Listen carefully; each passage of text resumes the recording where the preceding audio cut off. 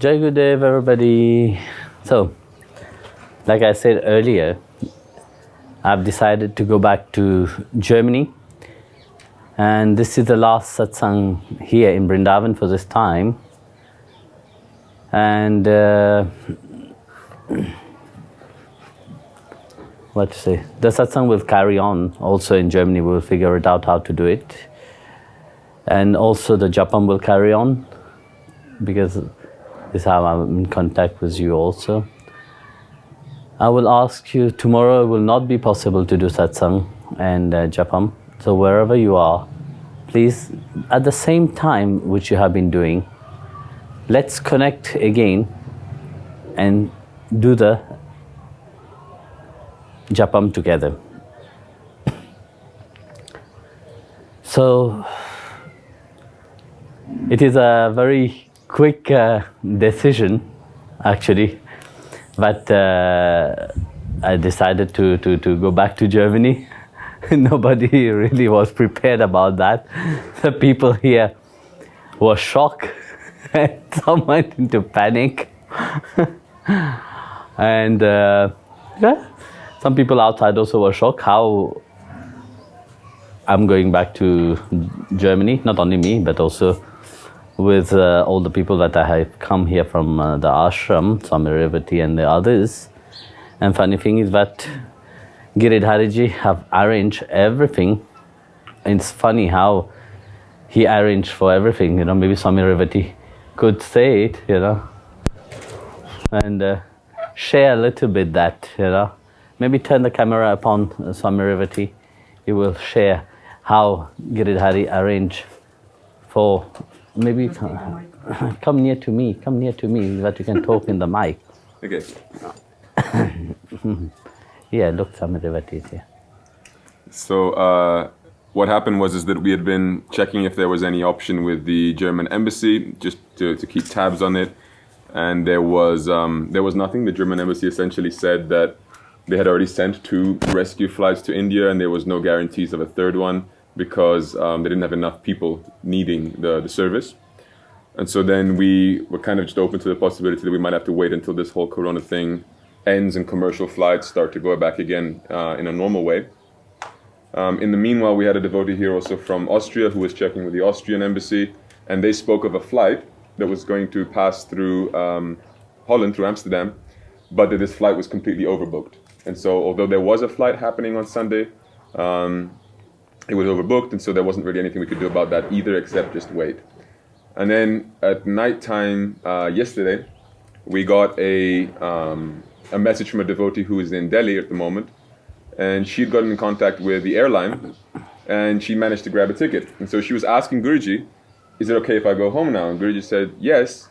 And then she said, maybe I can get another ticket. And she was checking online, and it said only 1 ticket more available.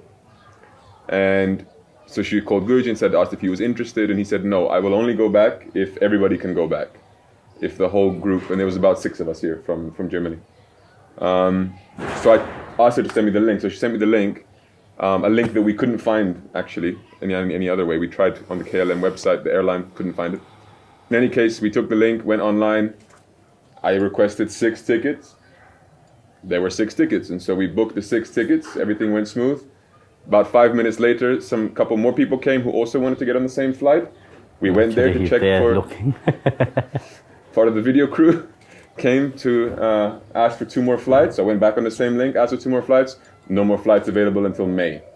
So the tickets were just the 6 that we needed, and they opened up just for a little bit. I think in the meanwhile, they managed to find some other solutions today after a lot of complications and phone calls and this, that, and the other. But last night, just out of nowhere, 6 tickets opened up for us, and then Guruji said, okay, so then we do it.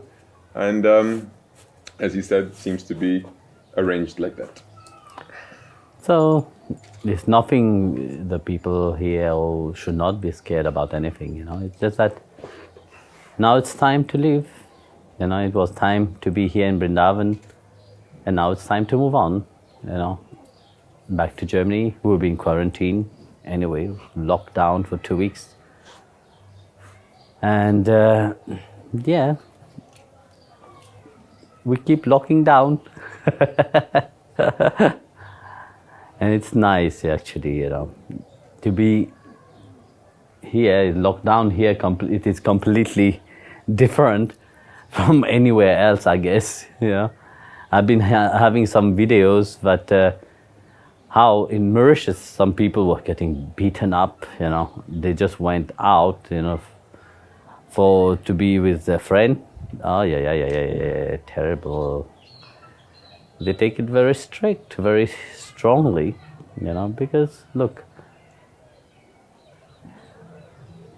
we have not to go into panic or anything.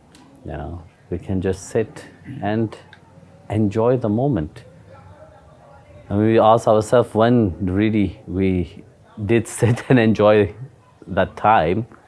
Very often, you see, with the devotees and other people, you always hear, I quickly do my sadhana, I don't have much time, I don't have time to do all the sadhana that I have been asked to do.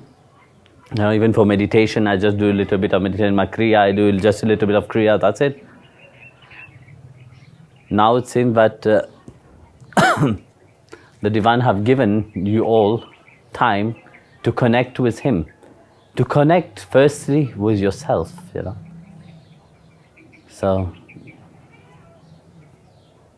let's enjoy that also. So I will ask Miravati the question which you have.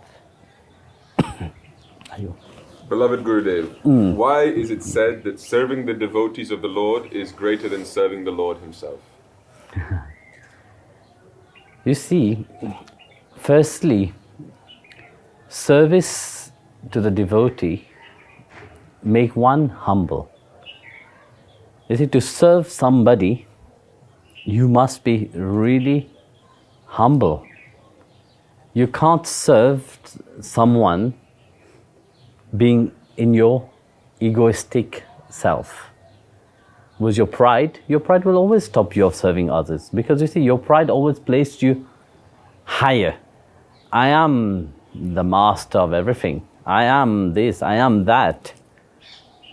So when Lord Krishna said, service to my devotee, is dearest to me, Those who serve my devotee, that means that humble attitude.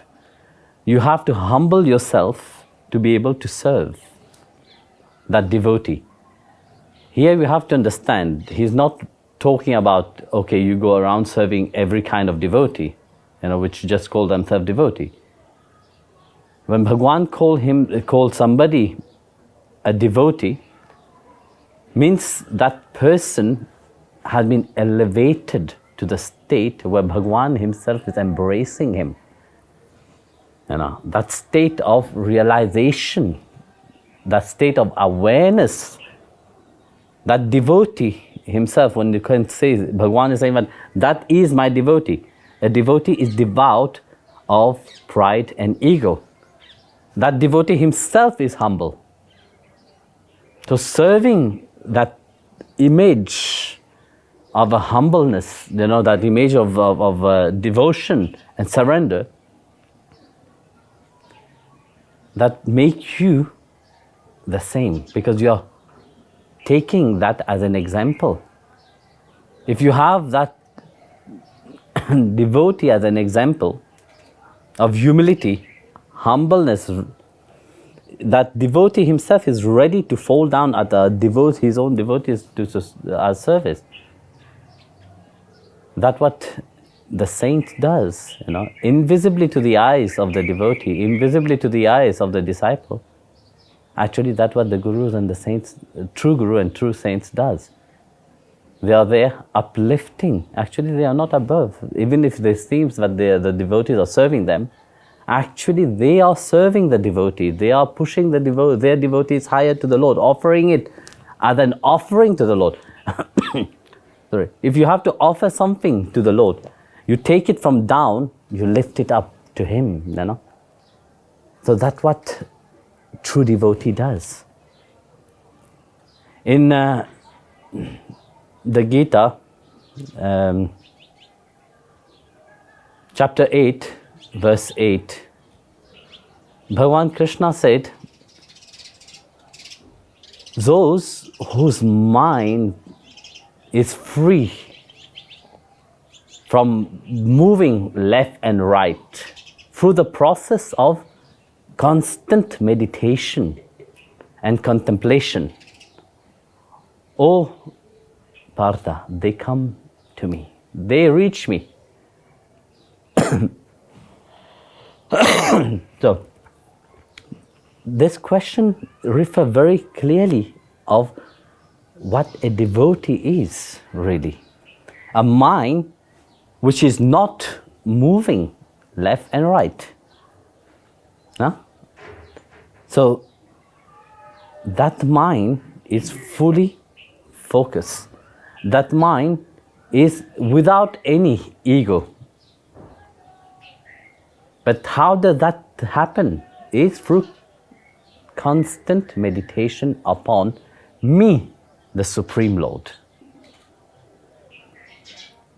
So that's what Bhagavan Krishna said. Those mind which is focused constantly upon me as the Supreme Lord. So that mind which is constantly focused and introvert within oneself and perceive the divine, that mind have attained a state of single-pointedness. That mind is not wandering around. So that mind is free from the ego. So when the mind is free from the ego, one starts to reflect the divine which is hidden within. So that person becomes a devotee. They become self-realized. They are absorbed, the mind is fully absorbed within the self, but not as the ego or pride. But that mind is fully absorbed, knowing that the Supreme Lord dwells within.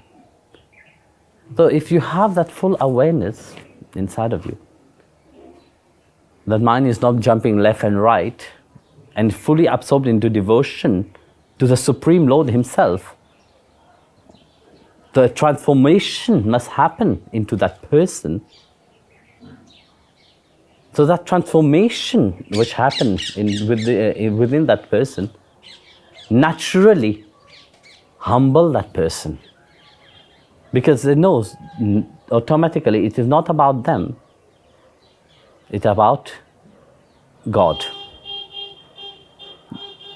So a devotee naturally is humbled. There was once a devotee of Lord Krishna called Manu. So Manu came to Vrindavan. It's not the Manu. So he came to Vrindavan. He wanted to worship Lord Krishna here in this beautiful place, in this serene place. He wanted to attain peace in his mind. So he came to Vrindavan. As he was in the other side of Yamuna river, as he was passing by a tree, he saw 3 scholars discussing among themselves. So they were busy discussing, and he sat there and listened for a while. As they were discussing, from that tree, there was a fruit. That fruit fell down. At the same time, a crow flew away. So the first scholar started to discuss, said, wow, what a chance it is that that fruit fell down and that crow flew away. Second one said, no, that crow went on the fruit, and because of the weight of the crow, the fruit fell down. And the third one said, no, you all don't know anything. That fruit fell because of the gravity. That's why that bird flew away. they were all discussing about that fruits and the birds. And that was amusing, this Manu, seeing what a waste of time and discussion. So he went there and said, please, can I clarify something for you? So he went, he took the fruits, and he asked them, you know very well what it is said, that not a single blade of grass move through the Lord don't will it. So you agree that even a blade of grass move through the will of God? They all nodded. Yes. Then he took the fruit and he said, you know, it is also the will of God that this fruit fell and that the bird flew. Then he said, yes. So he took the fruit, went to Yamuna, washed the fruit, offer it to the Lord. Like said, you know, the Lord accept a leaves, a flower, a fruit, few drop of water when it is offered with love and devotion. So he took the fruit, offer it to the Lord, break it and give it to everybody to eat. And everybody accept it as prasad and ate it without any question. So, you see, often there is so much discussion about things. We go constantly in discussing, and people pretend to know and to know and to know. They think that by more they hear, more they become wise. But if they ask them what was discussed a few days ago, they will not remember. So, in the most simple way, I say, through service to the devotee, service to Guru, that become the service which is dearest to the Lord. Because like I said at the beginning, when you start to serve, that makes you humble. And automatically in that humility, by serving a devotee which is humble, that bring one closer to the Lord Himself. Because when you are humble, you can feel Him. And when you're humble, you can respect His creation, you can respect everybody. And when you're humble, you can truly love how He loves. That's why service to His devotee is dearest to Him. And also one thing is that serving the devotee, you know that it is dearest to you because you can serve the devotee can interact with you. It creates a certain connection. But service to the deity, very often you hear people say, especially in the West, that why should I worship a deity? But it's true, one has to be firstly in contact with their humanity. No? If you are not in contact with your humanity, how would you be in contact with your divinity? So that's why Bhagavan Krishna said, those who serve my devotee are dearest to me. Because he dwells eternally in that heart of that devotee. He is an image, a moving image. The devotee is a true devotee, a true guru, is a moving image of the Lord Himself. They have that love, they have that humility, they have that compassion.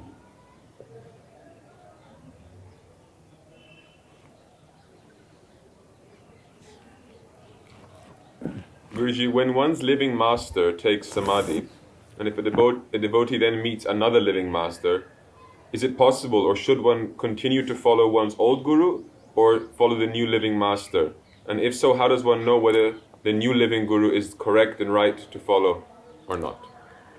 Look, often when one master passes away and one doesn't have the same, how do you call it, advice, from that living master.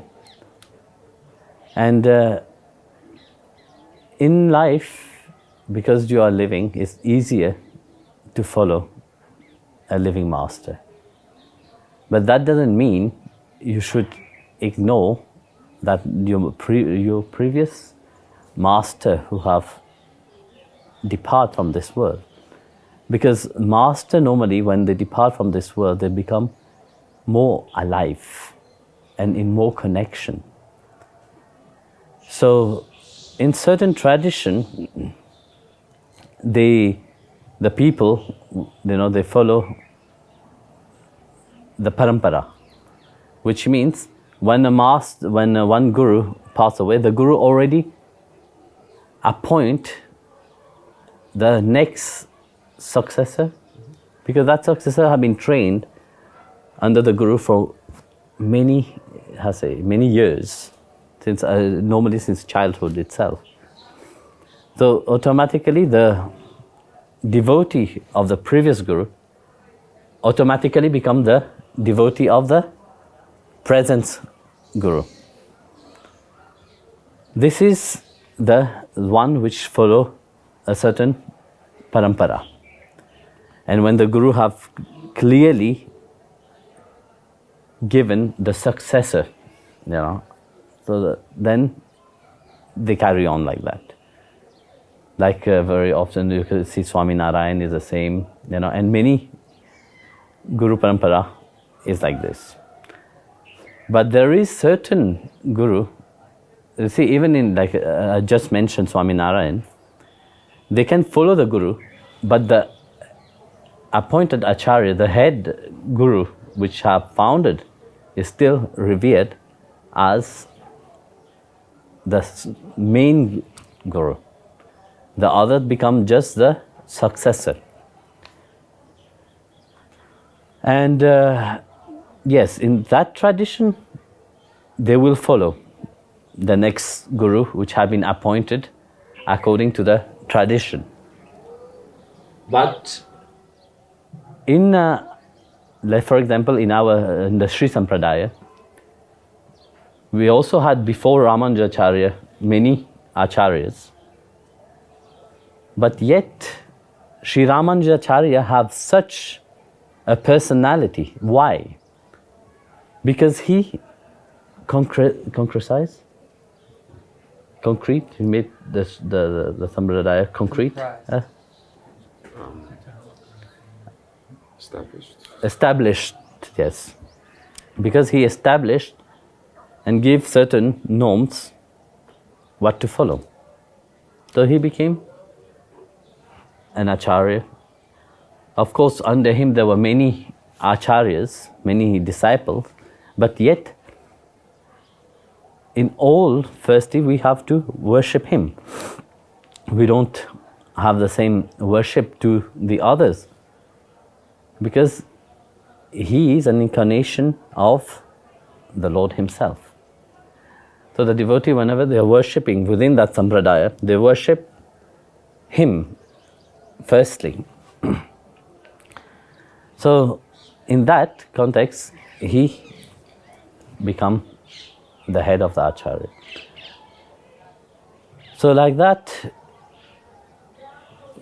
coming to the question now, is that if a guru have taken samadhi and then yet you meet another living master, It's all depend on how you connect with that master. And if you know that that master can lead you from that darkness and bring you to the light, then take shelter of that master.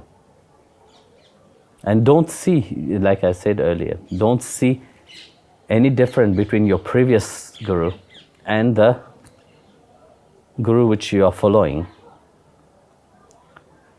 So know that the guru, the previous guru itself have brought you to where you have to be. But it's not in many cases, you understand? So it's only how you feel and how you are pulled towards that. Then it is possible to change, from one tradition to the other, from one guru to the other. And when you change,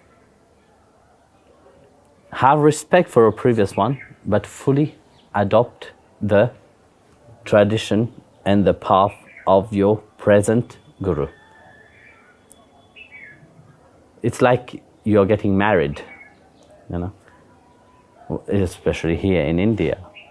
When a bride is getting married to the groom, the bride fully accepts the norms, the culture, the deity, the worship of her husband.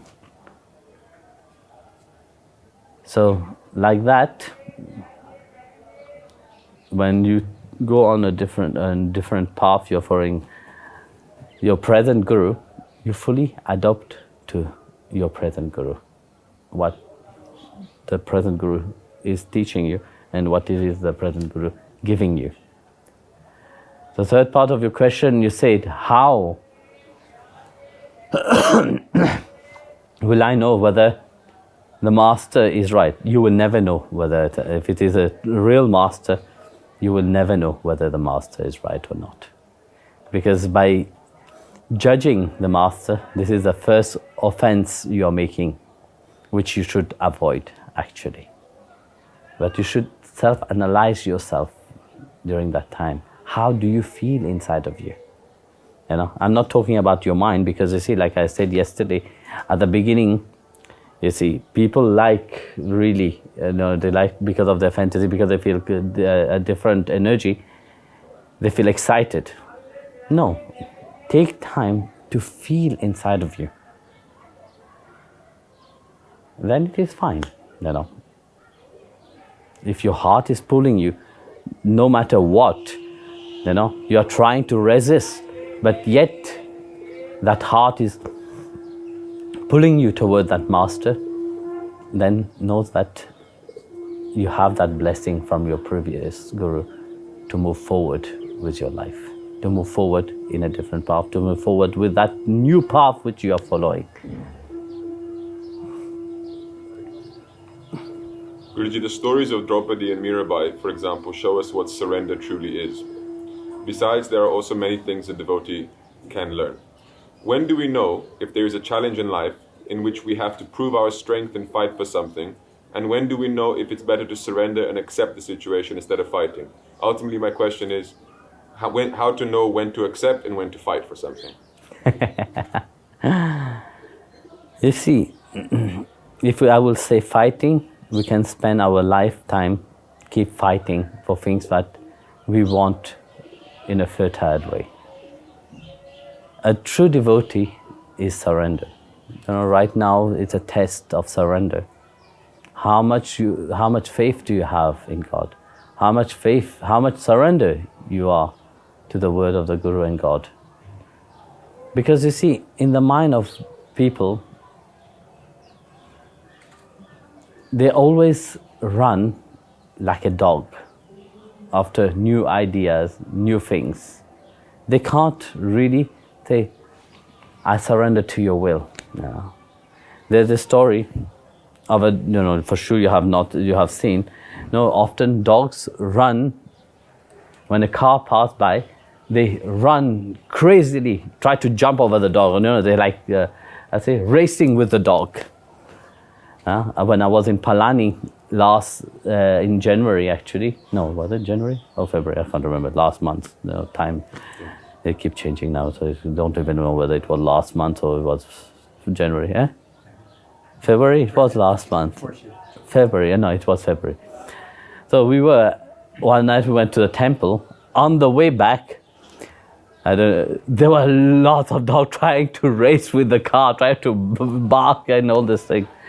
I was thinking, these dogs are running.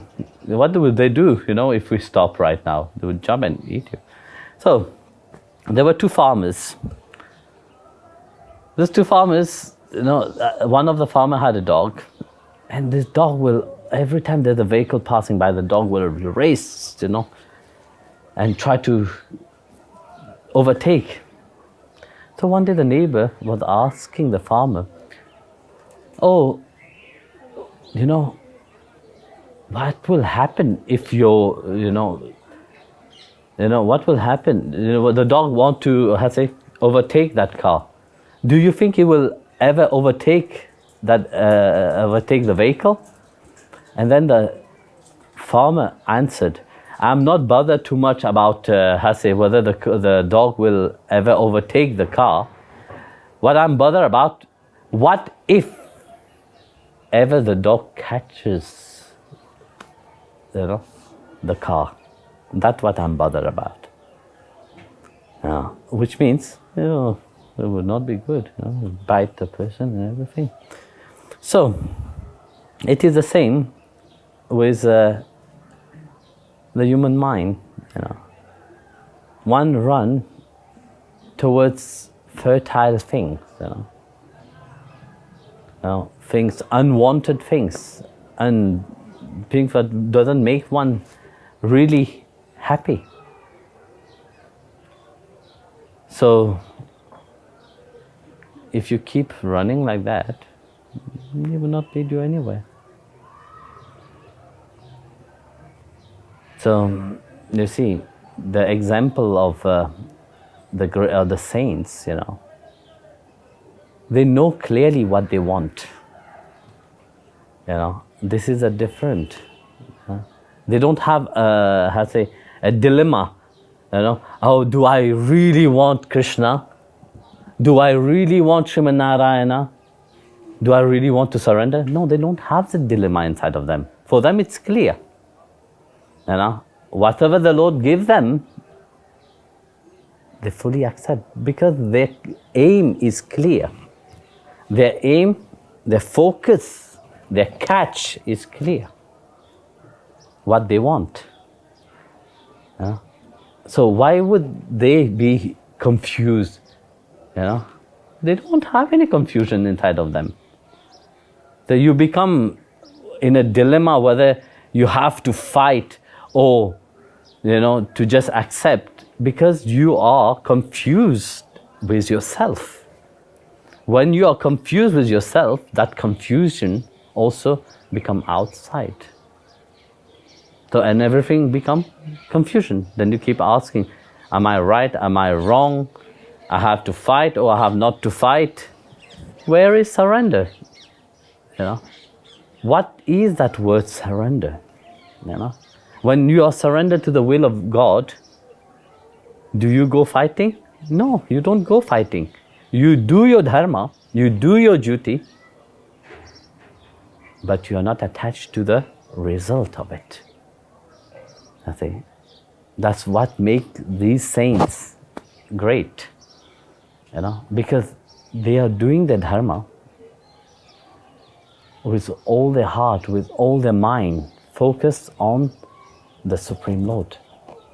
They attain to that single pointedness, where even whatever dharma they do, they know that they are serving the Lord into that.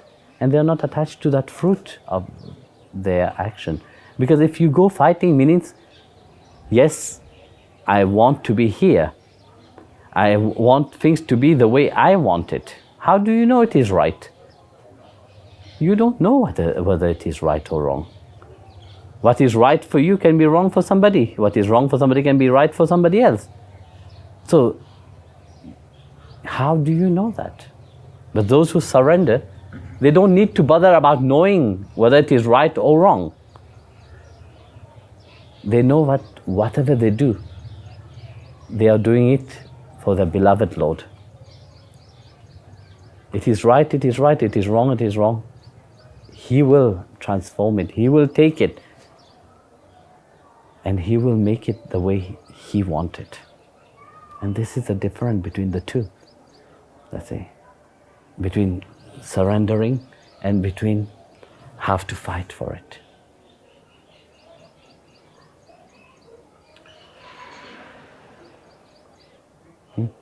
Guruji, in nature, tattva, all the manifestations of Narayana are one.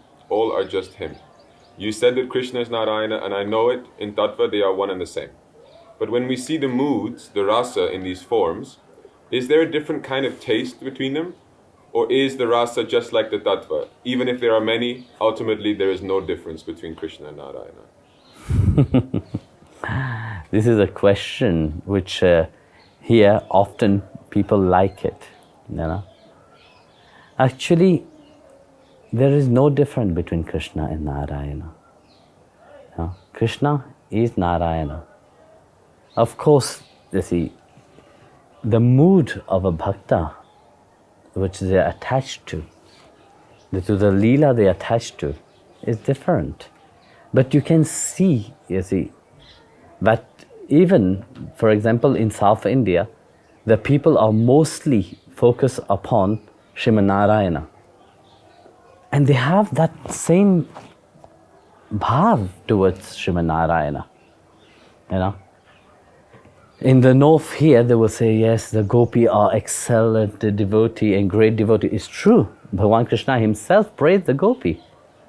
But in South India, there were Goda Devi, which was also who worshipped with the same mood, Srimad Narayana. So you can't really say that there is different and this is different, you know. For example, in Mithila, when Ram was there for the wedding, you know, there is a song, O Pahuna, which lately they have been singing, you know. It's the same kind, you know, the O Pahuna is a song of the people of Mithila for Lord Rama. That longing to ask Rama, please stay with us, extend your stay and be with us, is the same longing the gopis in Vrindavan had for Krishna. How can you say that they didn't have that? They did. You see, the bhav is the same. For Ram, the bhav is the same for Krishna. The bhav is the same for Srimad Narayana. So here I just gave you 3 examples, you know. So, is there any difference between in the Supreme Lord? No, it doesn't. Yeah. When Bhagavan Krishna had to show his Virat Swarupa, his cosmic form, he showed Srimad Narayana to Arjun. He didn't show somebody else. You know?